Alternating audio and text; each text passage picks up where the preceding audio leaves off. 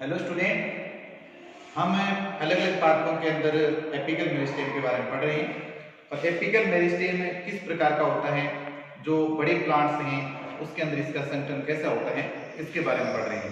हमने जो पीछे का जो वीडियो था उसके अंदर एक थ्योरी पढ़ी थी, वो थी apical cell theory. Apical cell theory. दूसरी जो थ्योरी है वो हम इसमें पढ़ रहे हैं, जो इंपॉर्टेंट भी है। दूसरी जो थ्योरी है उसको बोलते हैं histogen theory. Histogen theory. Histogen theory है, इसके अंदर जो है हिस्टोजन थ्योरी हेंस्टीन ने दी थी। हेंस्टाइन नामक वैज्ञानिक ने हिस्टोजन थ्योरी दी थी। इस थ्योरी के अनुसार जो एपिकल मेरिस्टेम है, एपिकल मेरिस्टेम वो मुख्य रूप से 3 परतों का बना होता है। एपिकल मेरिस्टेम मुख्य रूप से 3 परतों का बना होता है और उन परतों को हिस्टोजन कहते हैं। 3 परतों का बना होता है और उन परतों को हम हिस्टोजन कहते हैं। पहली जो परत होती है जो बाहर की तरफ होती है उसको, या हम कह सकते हैं कि जो पहला हिस्टोजन है उसको डर्मेटोजन बोलते हैं। डर्मेटोजन, पहला हिस्टोजन डर्मेटोजन कहलाता है। दूसरा हिस्टोजन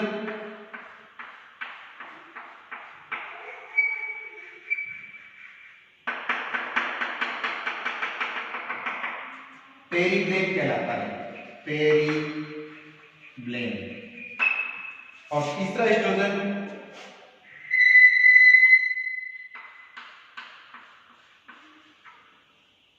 जो बीच में होता है प्लीरोम कहलाता है।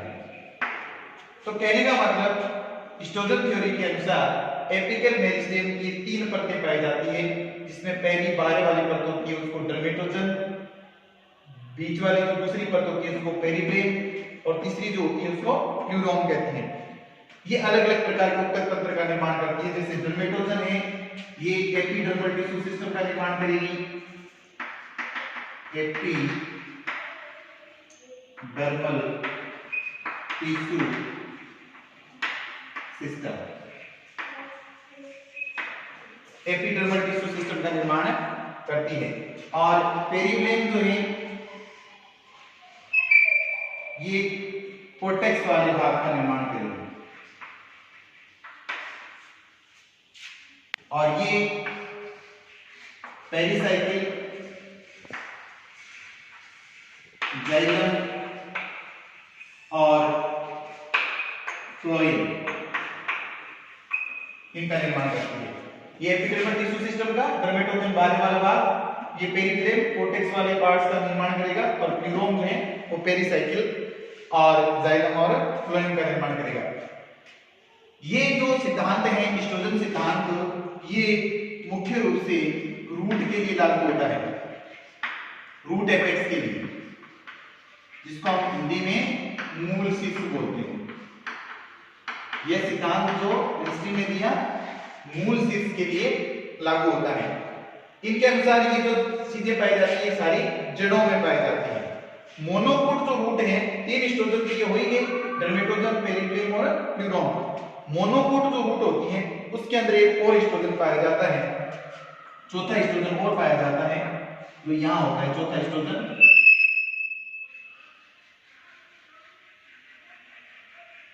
ये पाया जाता है मोनोकोट रूट में। इसको बोलते हैं कैलिप्रोजन।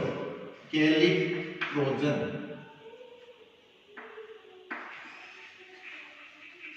मोनोकोट रूट में 3 हिस्टोजन के अलावा एक और हिस्टोजन पाया जाता है जिसको हमें कैलिप्रोजन बोलते हैं। अब कैलिप्रोजन के बाहर की तरफ जो यहां पाया जाता है उसको बोलते हैं रूट कैप। रूट कैप या जिसको हिंदी में हम मूल गोक बोलते हैं। ये कैलिप्रोजन है, चौथा हिस्टोजन, और ये जो है डर्मेटोजन। मोनोकोट रूट के अंदर डर्मेटोजन और कैलिप्टोजन जो हैं उनके बीच के अंदर यहाँ पर कई कोशिकाओं का समूह पाया जाता है। ये जो कोशिकाओं का समूह पाया जाता है ये इनएक्टिव सेल्स होती हैं। इन कोशिकाओं के समूह को हिंदी में शांत बिंदु कहा जाता है, शांत बिंदु, या इसको इंग्लिश में क्यूसेंट सेंटर बोलते हैं, क्यूसेंट सेंटर बोलते हैं। तो कहने का मतलब ये कि ये जो मूल शीर्ष के अंदर 3 प्रकार के एस्ट्रोजन पाए जाते हैं और मूल के अंदर जो मोनोकोट रूट है उसके अंदर चौथा एस्ट्रोजन एक और पाया जाता है जिसको हम कैलिप्टोजन बोलते हैं। कैलिप्टोजन और डर्मेटोजन के बीच के अंदर जो है निष्क्रिय कोशिकाओं का समूह पाया जाता है जिसको हम शांत बिंदु या क्यूसेंट सेंटर कहते हैं। ये कोशिकाएं जो होती हैं इतना विभाजन नहीं करती और इनका मुख्य जो कार्य क्या है, ये जो चौथा एस्ट्रोजन है जिसको हमने कैलिप्टोजन कहा, क्षतिग्रस्त कैलिप्टोजन जो है उस कैलिप्टोजन का सही करना या रिपेयर करने का कार्य जो है क्यूसेंट सेंटर की या शांत बिंदु की जो कोशिकाएं हैं ये करती हैं।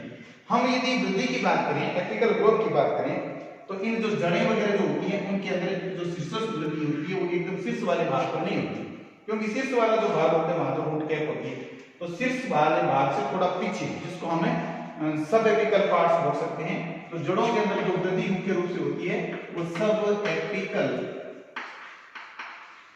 पार्ट्स में पाई जाती है। तो आज का जो वीडियो था ये एपिकल मेरिस्टेम के संगठन को समझाने के लिए जो एस्ट्रोजन थ्योरी थी जो आइंस्टीन ने दिया था वो था, ये इंपॉर्टेंट है। इसके बारे में प्रश्न जो है यूनिवर्सिटी में या तो क्यूसेंट सेंटर पर या कैलिप्टोजन पर या तीनों जो एस्ट्रोजन है इसके ऊपर जरूर पूछा जाता है।